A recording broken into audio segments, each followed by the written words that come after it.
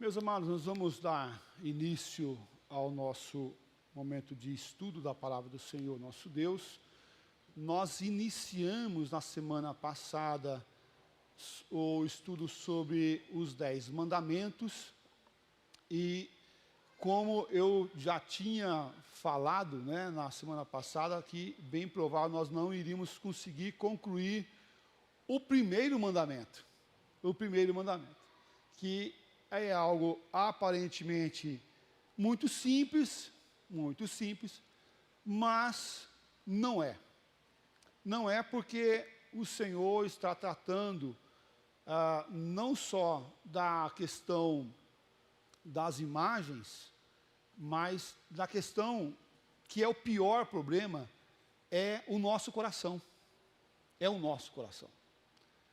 Porque se nós tratamos apenas de questões pontuais, físicas, nós estamos tratando das coisas externas, do que está fora da gente.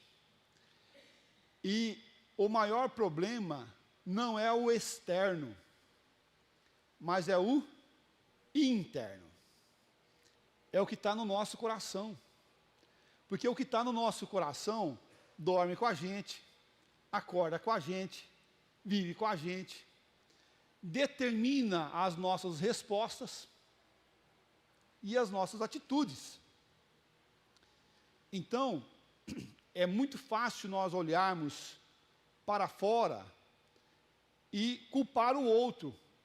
Foi por causa da mulher que o Senhor me deste, foi por causa da serpente que veio e me enganou.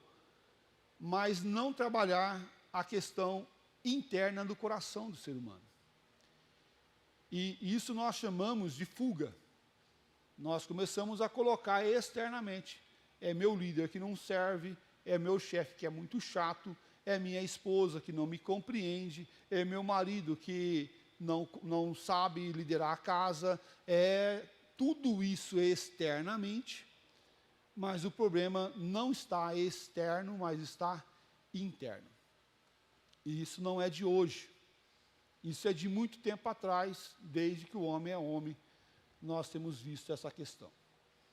Mas o que isso tem a ver com a idolatria, pastor? De não adorar o Senhor completamente. Tem a ver porque nós fomos feitos pessoas adoradores. Nós somos feitos por base pessoas que para adorar. Por base e por aquilo, como Deus nos fez para adorar. Deus nos fez um adorador. Para quê? Para que nós viéssemos adorá-lo, adorar a Deus, e engrandecer o nome do Senhor, nosso Deus. Mas aonde está o problema que entrou isso na vida do ser humano? Porque se você pensar que o ser humano tem dentro no coração dele o desejo de adorar, é bom, não é bom? Ele tem dentro no coração dele o desejo de buscar a Deus. Mas acontece que, em muitas vezes, em muitos lugares e de muitas formas, o homem não coloca essa adoração voltada a Deus. Quer ver só algo que é de senso comum? Os índios adoram o quê? Os índios adoram o quê? Na grande maioria das vezes, aqueles que não foram evangelizados, que não tiveram contato com o evangelho do Senhor Jesus Cristo. E aí não vale você falar, mas lá no livro Fator Melquisedeque tem uma tribo que já adorava a Deus antes de receber o evangelho do Senhor Jesus Cristo através do missionário. Ok, tudo bem. É um livro que eu gosto muito e você recomenda a tua leitura também desse livro, chamado Fator Melquisedeque. Mas, em via de regra, os índios adoram o sol, adora o rio, adora a terra, adora a árvore e assim por diante. Os espíritos e assim por diante. E aí nós vamos olhar que quem ensinou eles a adorarem esses objetos? Eles aprenderam de forma natural, por causa do senso e do estímulo que Deus colocou no coração do ser humano, para adorar a Ele. Mas quando o ser humano não encontra Deus, o que ele vai fazer? ele vai colocar esse anseio do coração dele em qualquer coisa, em qualquer objeto. E aí nós vamos ver o processo de adorar a criatura em vez do Criador. Por quê? Porque o desejo do coração do ser humano está voltado para adorar o Senhor. E ao mesmo tempo, nesse processo, nós vamos ver pessoas que usam até os objetos que são tidos eclesiásticos, são tidos como santos, a Bíblia, para adorar a Bíblia e não o Deus da Bíblia. É o que nós chamamos de fé na fé, e não fé em Deus. Mas pastor, como assim, né? Sim, se você pega a Bíblia e abre lá no Salmos 91 e deixa na porta da tua casa, e coloca lá, para te livrar do mal, para espantar os maus olhados, o que está acontecendo? Você está tendo fé na fé. O Salmo 91 é o erro, vamos arrancar o Salmo 91 então da Bíblia, para não ter o Salmo 91. Não, de forma nenhuma, não é isso. Tem que arrancar aonde você colocou o teu desejo de adorar, lá, nessa proteção humana, terrena, e do querer bem, porque isso é uma auto-idolatria. Por que você não quer que o mal te alcance? Porque você se ama demais, porque o teu ídolo é você mesmo. E aí você tem que tirar esse anseio e esse desejo de se auto-adorar, para adorar o Deus que é Criador do Salmos 91. Percebe como é uma linha muito próxima, e algumas vezes dentro de uma certa religiosidade, que mata o ser humano, que faz ele um idólatra, que faz ele uma pessoa que está desviando aquilo que é voltado para Deus, para si mesmo, ou para as coisas, ou para o meio aonde ele vive.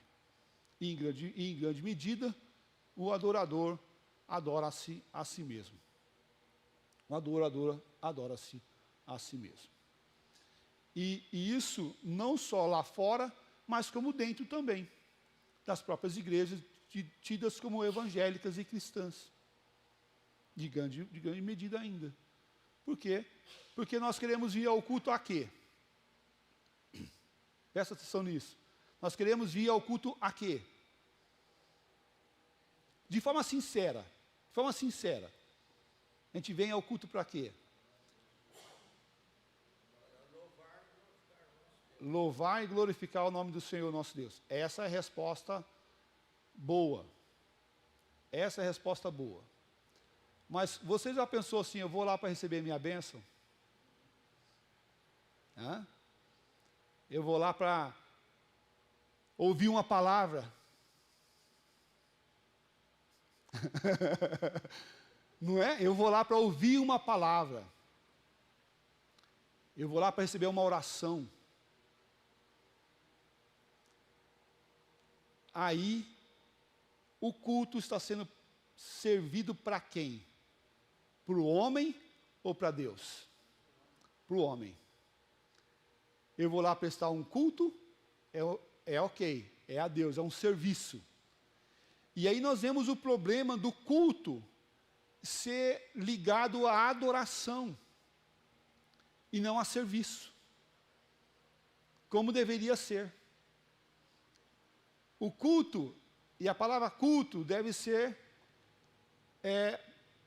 pensada, e o significado dela é prestar um serviço a Deus, muito mais do que Deus prestar um serviço para mim. Mas pastor, então eu não tenho que ir lá pedir, não tenho que ter oração. Não estou falando isso. Eu não estou falando isso que nós vamos cantar louvores. Eu não estou falando que isso que no culto o teu coração não vai se alegrar. Mas vai se alegrar de fato, de verdade, quando nós tirarmos a centralidade da nossa vida nesse processo. Para ver o processo de Deus em nós. Aí sim nós iremos nos alegrar. E não uma alegria pequena, mas uma alegria centrada em Deus. Porque eu prestei um serviço ao Senhor, e não o Senhor sentou e o Senhor prestou um serviço para mim. Mas o serviço foi meu para com o meu Deus, da minha adoração ao meu Deus. Esse é um processo que é gradativo, mas nós devemos pensar nele como aqueles que estão buscando a centralidade em si, estão adorando a si mesmo. Mas a adoração deve ser ao Senhor. Texto base, Êxodo 20, versículo 3, não terás outros deuses diante de mim. Não terás outros deuses diante de mim. E aqui falo, se você quiser participar, erga a tua mão e vai ser uma alegria também te ouvir. O Gilberto está ali o Edson está ali com o microfone para também coletar sua voz, para que os lá de casa possam também participar. Nós vimos na semana passada que as pragas que o Senhor Deus utilizou lá na saída do Egito foi para quebrar esse paradigma, quebrar essa ideia que os deuses realizavam o favor para com o ser humano. E Deus quebrando esse pensamento no coração dos egípcios, obrigado, meu amado, mas também quebrando no coração do povo de Deus. Porque nós temos que pensar quantos anos o povo de Deus ficou na escravidão. Quantas gerações foram passadas ou passou na escravidão? Não foi 10 anos, não foi 5 anos, não foi 50 anos. Mas foi gerações que passaram na escravidão. Pessoas que viveram e que aprenderam a olhar o povo pagão, a viver daquela forma, a adoração. E de alguma forma, se nós ficarmos em um meio onde isso é falado e replicado constantemente, de alguma forma isso vai começar a fazer sentido para a gente. E essa quebra desses ídolos egípcios foi para também mostrar que Deus é Deus sobre todas aquilo que os homens criam como ídolos. E mostrar que o Senhor é o Deus sobre todas elas. E que não tem outro Deus a não ser o Senhor nosso Deus. Então, quando as pragas acontecem na saída do Egito, é para assim quebrar no coração dos egípcios, mas quebrar também esses significados no coração do próprio povo do Senhor.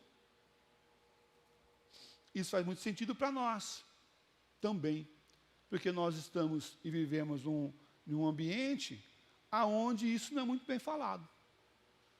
Nós estamos num ambiente onde o ser humano, e eu não estou falando apenas da construção das imagens, mas dentro do próprio consenso evangélico, onde o ser humano é o objeto principal. Onde o ser humano é aquele que é o ponto que deve ser alcançado. E eu não estou falando que esse não é, mas não é o principal, nós estamos aqui para adorar o Senhor. E o Senhor vai salvar aquele que o Senhor Deus quer salvar e trazer para adorar junto com a gente. É o processo invertido, não é a pessoa, é Deus. Essa igreja, ela existe não por causa das pessoas, mas ela existe por causa de Deus, para cuidar das pessoas. E se nós não tomarmos cuidado, nós começamos a pensar que a igreja existe por causa das pessoas. E mais uma vez, ressalto, não estou falando que as pessoas não são importantes, porque uma alma vale mais do que o mundo inteiro. Mas uma alma foi o Senhor Jesus que pagou por ela. Então o Senhor Jesus é a pessoa a ser adorada e não a alma. Porque eu tendo a inverter. Eu tendo a falar o que as pessoas querem falar para não perder o membro da igreja. Eu tendo a falar o que as pessoas querem ouvir, melhor falando, né? Para não deixar o outro sair, mas para agradar o outro. Mas, de forma nenhuma, essa é a ação do ser humano que quer glorificar o Senhor. O ser humano que quer glorificar o Senhor quer fazer o quê? Agradar a Deus. àquele que o arregimentou, diz o apóstolo Paulo. Nós não estamos aqui para agradar a homens, mas sim ao Senhor. Importa agradar ao Senhor. Se devemos agradar a alguém, é ao Senhor. Cuidando das pessoas. Não desprezando as pessoas de forma nenhuma, não é isso. Mas a centralidade da igreja não é pessoas, mas é adorar o nome do Senhor. E aí nós vamos ver a pergunta número 1 do nosso breve catecismo. Qual o fim principal do homem? O fim principal do homem é... É o quê? Está abaixo, gente. Louvar e glorificar o Senhor, gozá-lo para sempre. Esse é o processo. Aqui, ó. Edson, por favor, só um pouquinho, deixa aí, o nosso irmão Edson, o nosso irmão Marcos falar ali. Isso. Pastor, com relação a nosso entendimento, que nós temos, acima de tudo, sobre todas as coisas, louvar sempre ao Senhor nosso Deus. Salmo 146, o salmista coloca bem, né? Louvai ao Senhor, ó minha alma, louva ao Senhor. Louvarei ao Senhor durante a minha vida, cantarei louvores ao Senhor, seu Deus, enquanto eu viver. E aí, só mais o versículo 3, ele concluindo bem essa parte. Bem-aventurado aquele que tem o Deus de Jacó por seu auxílio e cuja esperança está posta no Senhor seu Deus. Amém. Acabou. O resto é o resto. Automaticamente. Sim. Automaticamente, todas as outras coisas virão através do nosso louvor puro, sincero, do fundo do nosso coração. A Deus somente. Sim, eu concordo plenamente. Mas também eu vejo de forma muito sincera também, aquelas pessoas, por exemplo, que pegam uma cruz e saem daqui de São Paulo e vai em direção lá de Aparecida para adorar a Aparecida. E carregam aquela cruz por, quantos? 200 quilômetros, 160 quilômetros, a pé, carregando aquela cruz na via sacra. Eu não vejo essas pessoas como maldosas, mas eu vejo elas como ainda no engano do seu entendimento. No engano do seu entendimento. Elas não são maldosas, mas elas são sinceras numa adoração que o Senhor Deus não pediu. E ainda assim, mas isso não deixa delas, não deixam ou não libertam elas de ser uma idólatra. A pessoa que abre a Bíblia e coloca no Salmo 91, ela não faz por maldade, ela faz por engano. E ela ainda está com um desejo sincero no coração dela. A mesma coisa da pessoa que vem ao templo para receber uma mensagem, ela não faz isso com uma maldade, mas ela faz isso com uma sinceridade ainda no coração dela. Mas é tudo um engano que ela aprendeu e tem vivido nesse engano. Mesmo aspecto da pessoa que ela confia que se ela der o dízimo, ela vai ser liberta do mal e do devorador que vai deixar de vir sobre ela. E aí ela dá o dízimo para ser liberta do mal, para que a doença não venha chegar na casa dela. E isso se torna também uma idolatria. Percebe como que é uma linha muito próxima do certo e do errado. Eu não estou falando que você não tem que dar o dízimo. Não estou falando que Deus não vai abençoar a tua casa ao você fazer isso. Ao você vir à igreja adorar dominicalmente. Se preservar das coisas desse mundo no domingo. Deixar de lado um pouco as coisas desse mundo no domingo para adorar o Senhor, para ter o dia do Senhor centrado na sua vida. Mas o objetivo e a centralidade do que você faz e como você faz vai mostrar quem é o teu Deus. E aqui nós temos uma questão muito difícil de lidar, que é a intenção do meu coração. Como eu faço isso? E coisas boas podem se tornar ruins, como um trabalho, por exemplo. o meu serviço, o meu trabalho, se ele é a fonte da minha vida, é a fonte da minha alegria, é a fonte do meu prazer, se tornou errado. Por quê? Porque ele vai se tornar o ídolo do teu coração. Mas trabalhar não é bom? Nós não ouvimos isso nas Escrituras. Vai ter com a formiguinha, ó preguiçoso, aquele que não trabalha e não coma. Nós não ouvimos isso nas Escrituras? Ouvimos. Ouvimos, nós temos que trabalhar para atender o próximo. Não ouvimos isso? Ouvimos e vemos isso nas Escrituras constantemente. Mas qual que é a questão aqui? A questão aqui é que eu trabalho não para mim, mas eu trabalho para o Senhor, meu Deus, e aí eu sirvo ao Senhor no lugar que Ele me colocou, com alegria e prazer. Mas o meu sustento não vem do trabalho, vem de Deus. Percebe como que muda a centralidade das coisas? Mas a pessoa que levanta 5 horas da manhã, 4 horas da manhã na segunda-feira para trabalhar, ela não faz com maldade no coração. Ela faz com uma certa sinceridade de, vou lá para ganhar meu pão. E a gente fala assim, vou lá para ganhar meu pão, o leitinho das minhas crianças. Mas calma aí, então o teu provedor é o trabalho. E por isso o salmista fala assim, vou esperar no Senhor, Ele é o meu provedor, Ele é a minha razão, Ele é a minha causa. Veja como que a gente tem que tirar das coisas, dos objetos, até do tradicionalismo, e eu falo isso de cadeirinha, de carteirinha, mas para olhar para o Senhor, para olhar para a glória do Senhor, para olhar para aquele que sustenta as nossas vidas e que agora é o Senhor de todas as coisas. As riquezas e posses são maravilhosas, são boas, são ruins, não são coisas ruins, mas nós não podemos servir a dois senhores, como nós vimos na semana passada. Porque nós podemos agradar a um ou desagradar a outro. Nós não podemos servir a dois senhores. Nós não podemos ter o orgulho próprio, a autoestima em nós mesmos. Mas devemos estar olhando para o Senhor, o egoísmo e o orgulho olhando para nós. Olha lá que diz 2 Crônicas 26, 16. 2 Crônicas 26, 16. Pode me ler para nós, por favor? Mas havendo-se já fortificado, exaltou-se o seu coração para a sua própria ruína.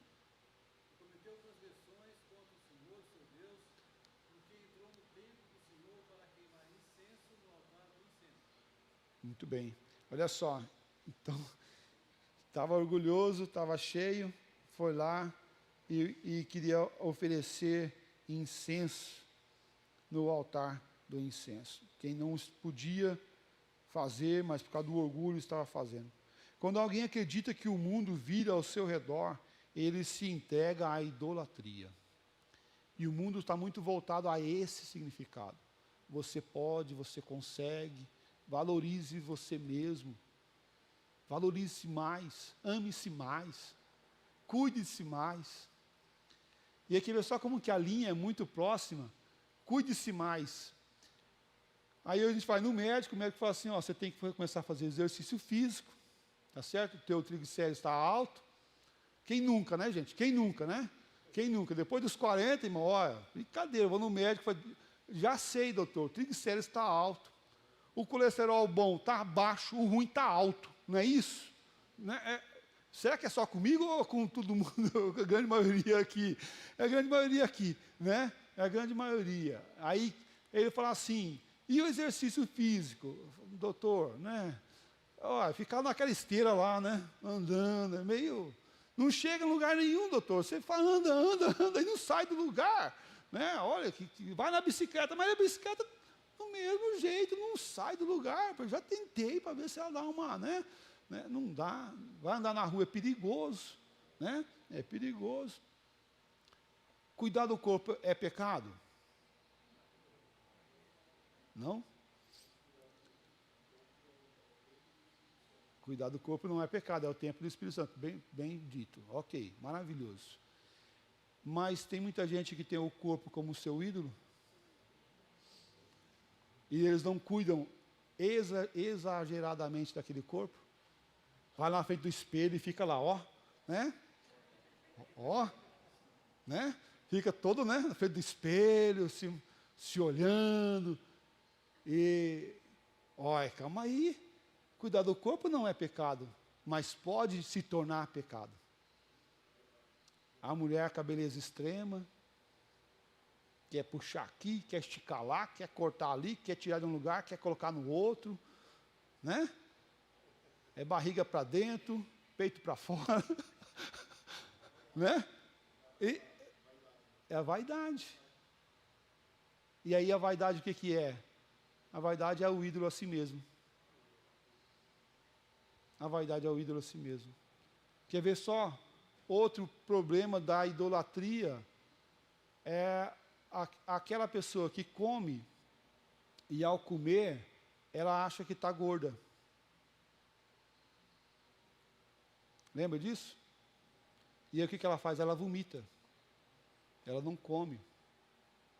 E ela vai ficando, ela vai definhando. Ela vai definhando. Por quê? Porque quando ela come, ela olha no espelho e ela vê que ela está gorda. Mas ela está magra. Anorexia, chama-se essa enfermidade. Mas é uma doença da cabeça que tem a base na idolatria de si mesmo. Qual que é o remédio? O único remédio para uma pessoa anorexa é deixar de se amar muito. Porque ela faz isso se amando muito. É o tratamento, ela tem que deixar de olhar para si, para olhar para fora. Para ela ver como que ela está de fato, e não como ela imagina a beleza. Por causa da beleza e do projeto de beleza que ela faz aquilo. Isso eu estou falando na base da psicologia, tá, gente? Na base da psicologia. Como acadêmico de psicologia que sou. Percebe como a idolatria alcança pontos na vida do ser humano que muitas vezes passa para a gente batido. E que a gente acaba deixando de lado tudo isso. E nós precisamos voltar para o Evangelho puro e simples, voltar no processo de reconhecer que nós somos pecadores, que nós somos falhos, que nós precisamos dessa graça maravilhosa do Senhor Jesus Cristo para nos libertar de nós mesmos. Nos libertar de nós mesmos. Libertar da nossa maldade. Quando a pessoa acredita que o mundo gira ao seu redor, ela se torna uma pessoa entregue à idolatria. Nós vamos começar o curso de filhos amanhã. Quantos pais, eu acho que nenhum dos que vão para o curso tem isso aí, tá, gente? Mas quantos pais fazem dos seus filhos os seus ídolos? É o rei da casa, é o rei da vida. É o rei da vida. Eu não me imagino sem meus filhos. Eu não me imagino sem eles. Mas eles não podem se tornar a razão da minha vida. Eles não podem se tornar a base do meu coração. Porque senão, eles se tornam o meu ídolo. É isso que Deus fez quando foi lá e pediu, vai lá, oferece seu filho por sacrifício. Ah, mas e a promessa de ter muitas nações e gerações servindo? Vai lá e oferece o seu filho. Por quê? Porque o filho não deveria ser a base da idolatria. E aí nós devemos olhar o que o texto de João 3,30 fala. Convém que ele cresça e que eu diminua. Convém que ele cresça e que eu diminua. João Batista já estava de forma muito clara a necessidade de que Cristo deveria aparecer, crescer, e que ele, como o precursor, aquele que veio antes, diminuísse, para que Cristo fosse exaltado, para que Cristo fosse adorado, engrandecido nos corações. Primeiro mandamento, não terás outros deuses além de mim, trabalha a ideia de que nós somos esse adorador, o adorador que busca adorar o Senhor sobre todas as coisas. E que nós devemos entender o processo da adoração que Deus quer de nós e para a nossa vida, e praticar esse evangelho a tempo e a fora de tempo. E aí o que Deus espera de nós com esse mandamento? O que Deus espera de nós com esse mandamento em nosso tempo? Ele espera de nós que nós não tenhamos, sim, outro Deus além dele em nossa vida, mas aprender a identificar os nossos deuses, a entender que nós somos pessoas voltadas para a adoração e começar a vasculhar o nosso coração se nós não temos nenhum ídolo cativo ali, preso ali, sugando a nossa seiva, sugando a nossa energia que deveria ser direcionada para Deus e não para essas coisas, não para o mundo e não para as coisas à volta. Nós devemos estar de olhos abertos para compreender esse processo, de que nós somos feitos para adorar, e que muito do que nós adoramos deixa de ser Deus, e que nós devemos voltar para a adoração ao Senhor plena e constante, porque nós não devemos e não podemos ter nenhum outro Deus diante dele. Esse mandamento nos faz olhar para Deus e ver que Ele é o Senhor da história também. É Ele que dirige e direciona a nossa vida em todo o processo na história. E de que se alguma coisa boa aconteceu na sua vida foi por causa de Deus. E se alguma coisa ruim aconteceu na sua vida foi por causa de você mesmo. Né? E nós devemos aprender a direcionar o nosso coração no ponto certo, naquilo que realmente vai fazer a diferença em nosso coração e em nossa vida. Isaías 42, versículo 8, fala assim: eu sou o Senhor, este é o meu nome, a minha glória, pois não a darei a outrem, nem a minha honra às imagens de escultura.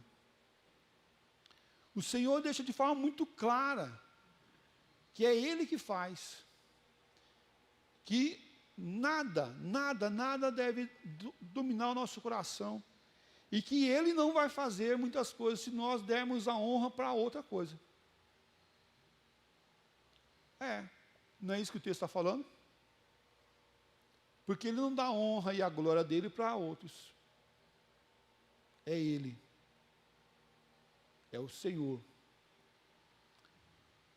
Então, se eu recebi um tratamento pelo médico a uma doença, enfermidade, eu digo, graças àquele médico que foi um bom médico e que deu um bom remédio e que me curou. É isso? Não, de forma nenhuma. Graças a Deus que usou aquele homem a dar a receita certa. Graças a Deus porque eu tive acesso ao remédio. Graças a Deus. Mas nós somos ensinados a ser independentes. Não é isso? A sermos autônomos. Nós estamos nesse processo de dar autonomia ao nosso filho mais novo. Ele tem 13 anos. Então ele vem lá do Mackenzie, pega o trem, pega o metrô, pega o trem, pega o ônibus para chegar à nossa casa. E eu sei que algumas mães já estão assim com o coração apertado. Ai, meu Deus do céu, como que é? Né? Ele foi instruído, ele foi ensinado. Algumas vezes ele mata a gente do coração, não é verdade? Essa semana acabou a bateria do celular dele, eu não tinha mandado nenhuma informação. O localizador do celular dele não estava encontrando ele. Meu coração já ficou palpitando. Já era 6 e tanto da noite, e o moleque não chega, e não chega, e não chega. Senhor Deus da glória, tem misericórdia, né? Aí, chegou quase 7 horas em casa. Quando ele chegou, Senhor, eu não sei se sabia se eu matava ou se... Né? O que eu fazia? Esse menino se mata do coração, né? Você não chega nunca, chega que você estava morto, mas vem cá, eu vou te matar agora. Né? Irmãos, nós somos ensinados a dar autonomia para os nossos filhos. Mas no Evangelho do Senhor Jesus Cristo, Evangelho de Deus, nós somos ensinados a não termos autonomia. Nós somos totalmente dependentes de Deus. Esse é um processo inverso. Como filhos que clama Abba Pai, que é aquela criança pequena, recém-nascida, que não sabe falar pai direito e ele fala papai. Meio que saindo daquele papá, papá. Algo que é de criança recém-nascida. E que ele vê o pai dele como, né, aquela figura maior, e que o pai pode ser pequeno. Meu pai é desse tamanho assim, ó. Quando eu era criança pequena, eu falava, meu pai é o mais forte. Meu pai é o mais forte. Meu pai, se meu pai estivesse aqui, olha, meu pai é fortão, meu pai sei o quê, meu pai... Aí quando você cresce, você fala, nossa, mas como ele era pequenininho. Mas nós somos chamados a ser esses que têm o pai como tudo. Deus é tudo. É o centro da nossa vida. Mas a ilusão do mundo, a ilusão das coisas à nossa volta, quer deturpar o nosso coração para aquilo que é material, para aquilo que é físico, para aquilo que é pequeno. Nós vemos isso quando Jesus é levado na tentação. No momento ele está, ao iniciar o seu ministério, ele é levado para ser tentado por Satanás. E o que Satanás oferece para ele?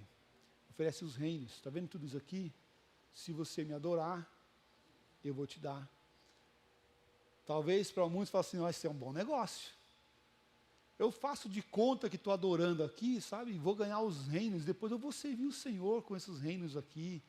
Vou ter muita posse, vou poder pagar missionários, ir para o mundo inteiro, para fazer a obra de Deus. Calma aí. Não parece bonito? Não parece legal? Não parece bom? Mas importa o quê? Obedecer do que?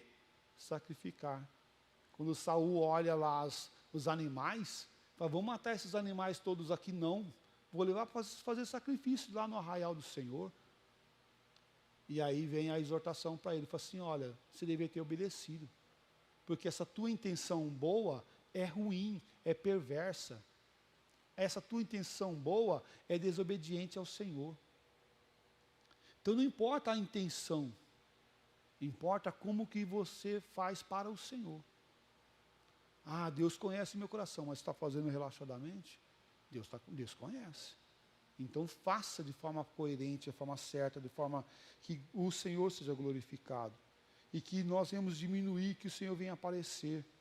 Que nós sejamos esses que adoram o Senhor Todo-Poderoso. Ele é o Todo-Poderoso. Ele é o Deus de misericórdia e de graça. Ele é o Deus que, de forma graciosa, nos abençoa e nos guarda, mesmo nós sendo falhos, mesmo nós falhando constantemente, mesmo nós errando, Ele continua nos abençoando. Mesmo nós, algumas vezes, cedendo pelas tentações da vida, mas Ele continua de forma graciosa, dizendo, vem aqui, filho meu, vem aqui que eu vou te ensinar mais uma. Vem aqui que eu vou te mostrar que você está aqui para o meu serviço, para a minha graça, para realizar essa obra do Senhor. E é interessante que aqueles que pregam a graça e que vivem pela graça, muitas vezes têm essa graça como uma graça medíocre, pequena. Uma graça voltada para as coisas. Mas nós somos aqueles que pregam a graça. Nós somos esses que conhecidos como os senhores da graça, né? Que anuncia a graça do Senhor de forma abundante, plena, soberania divina, plena, total, e não parcial. Mas então nós devemos viver uma graça barata, uma graça sem a ação da adoração ao Senhor e a centralidade no nosso coração ao Senhor, nosso Deus. Devemos viver esses que adoram e que sabe que Deus não vai te abandonar, sabe que as tentações não vão ser maiores do que as minhas forças, sabe que Deus quer uma adoração total, plena, do meu coração e do seu coração. Por isso devemos resistir à tentação e colocar a nossa fé, nossa certeza, nossa esperança, não em nós mesmos, mas em Deus. Identificar os nossos pecados, identificar nossas fraquezas, identificar nossas falhas e colocar tudo no Senhor. O Salmo 127, versículo 1 e 2, já caminhando para o nosso encerramento, ele vai tratar de uma questão muito interessante, que é do nosso dia a dia, da nossa vida diária, da nossa caminhada no Senhor. E ele fala assim: se o Senhor não edificar a casa, em vão trabalham os que edificam. Então, se Ele não fizer, vai ser em vão você tentar fazer. Mas Ele não está falando que você não deve fazer. Não, pelo contrário. Nós devemos estar dentro da bênção do Senhor para fazer isso daí. Mas eu faço a casa para mim ou para o Senhor? Era para ser minha segurança ou para ser o objeto que Deus vai usar para a minha segurança? Se o Senhor não guardar a cidade, em vão vigia a sentinela.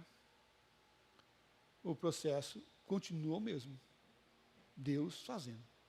Deus realizando. Inútil vos será levantar de madrugada, repousar tarde, comer o pão que penosamente grajeastes. Aos seus amados, Ele o dá enquanto dorme. E o dorme é descansa. Descansa no Senhor. Mas percebe que Ele tira a centralidade do trabalho, do sustento da vida do trabalho, para o sustento da vida ser na onde? Em Deus. Porque o que o ser humano precisa para viver? Ele precisa de casa, precisa de segurança, né? E ele precisa de alimento. O salmista usa esses 3 parâmetros: casa, segurança e alimento. E aí ele não coloca isso no trabalho, derivado ao trabalho. Ele coloca isso derivado de Deus, que nos dá o trabalho. Se você está lá no trabalho que você está, é porque Deus te colocou lá. E devemos pensar assim. E agir assim. Porque o nosso sustento vem do Senhor e não vem do trabalho. Por mais que o trabalho seja honroso, seja bom, seja agradável. Lutero acreditava que a forma mais comum e perigosa de idolatria era a busca por méritos através das obras, recusando-se a confiar na justiça de Cristo.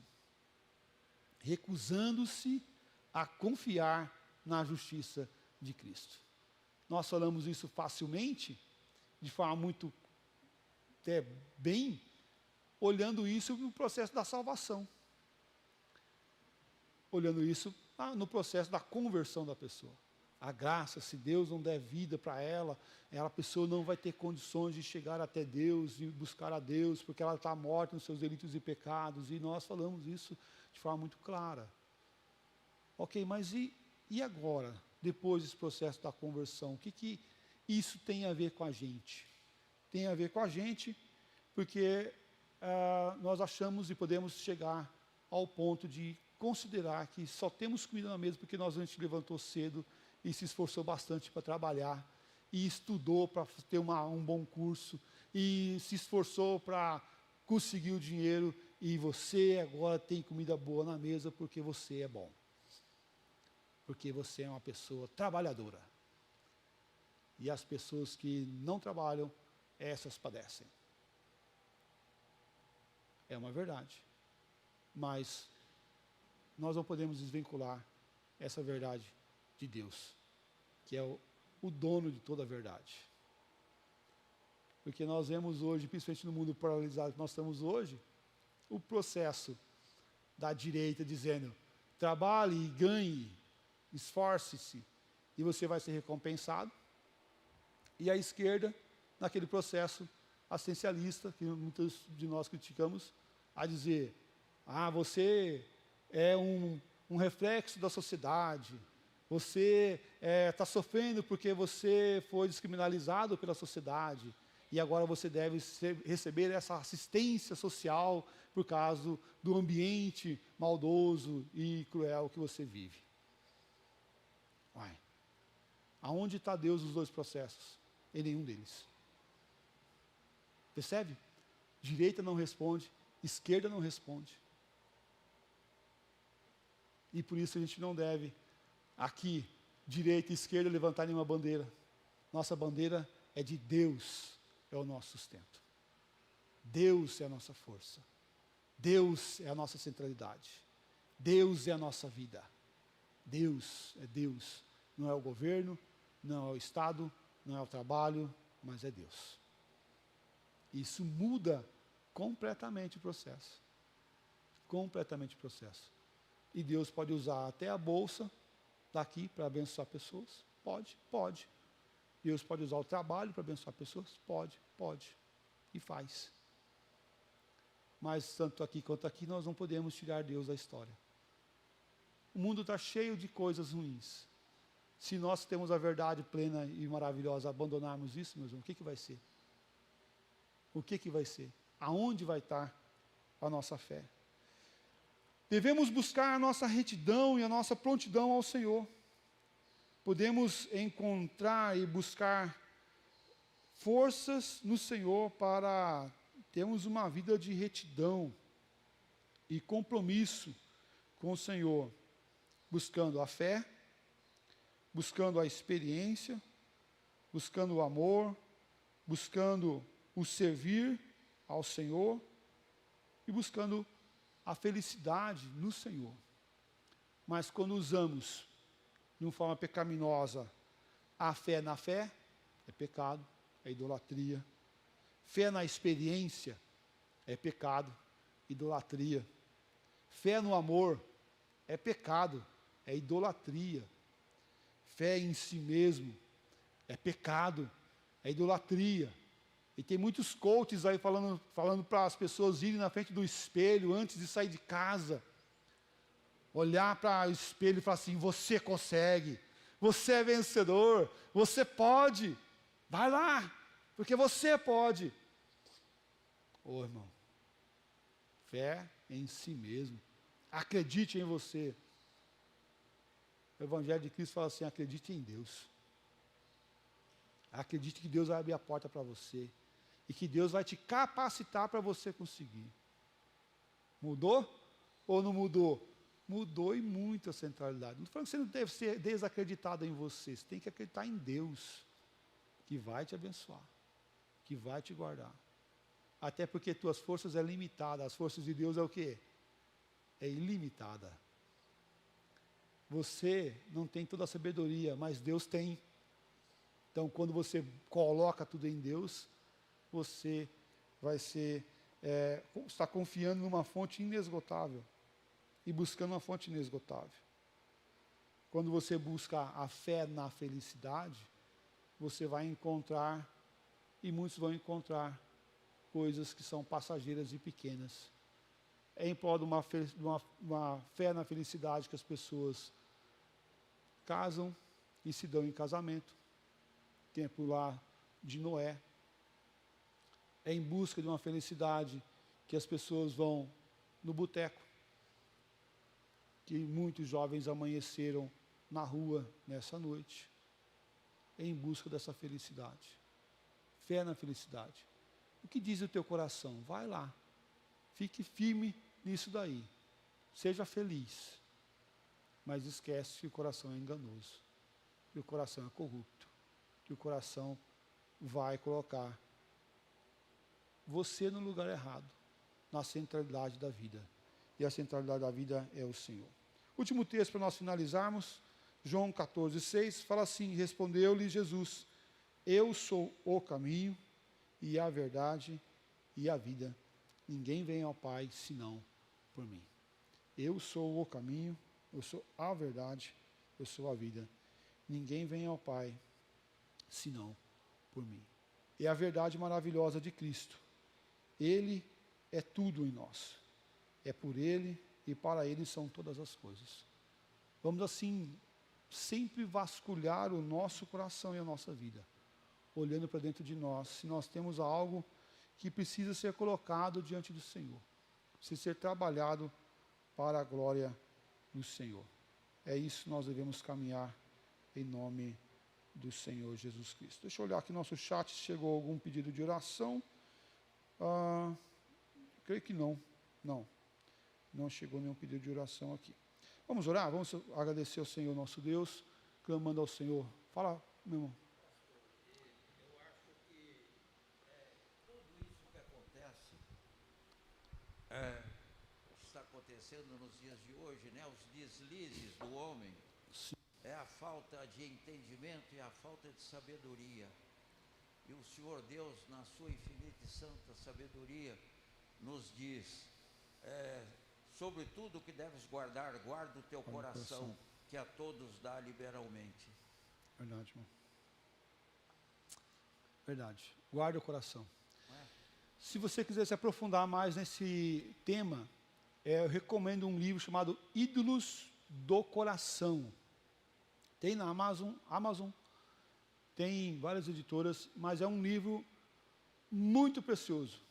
Ídolos do Coração. Recomendo esse livro, que é bem importante nesse processo da idolatria do nosso coração. Nos ajuda a identificar questões que nos fazem deturpar, nos fazem sair dessa centralidade do Senhor. Vamos orar. Obrigado ao Pai por essa manhã, por esse tempo de aprendizado do Senhor. Obrigado ao Pai porque o Senhor é quem nos guarda, é quem nos fortalece, é quem supre as nossas necessidades. Oramos, ó Pai, no Senhor e clamamos que o Senhor venha a derramar graça em nossa vida e que, em nome do Senhor Jesus, Pai, nossa vida, nosso coração seja para adorar o Senhor constantemente, para engrandecer o nome do Senhor, para diminuirmos e colocar tudo no Senhor. Perdoe-nos, ó Pai, das vezes que nós queremos ser aqueles independentes, aqueles que vivem por si mesmo, aqueles que querem adorar-se. E em nome do Senhor Jesus, ó Pai, que o Senhor esteja mostrando aonde nós estamos errando, as nossas falhas, os nossos pecados, e que nós venhamos olhar para o Senhor e se arrepender, ó Pai, da nossa idolatria e colocar tudo diante do Senhor, buscando o Senhor em espírito e em verdade. Perdoe-nos, ó Pai, das vezes que nós falhamos e nos ajuda a compreender esse mandamento tão precioso para nossas vidas, mandamento de libertação, mandamento de adoração ao Senhor de forma plena e clara. Em nome do Senhor Jesus, nós oramos e agradecemos. Amém, ó Pai. Amém.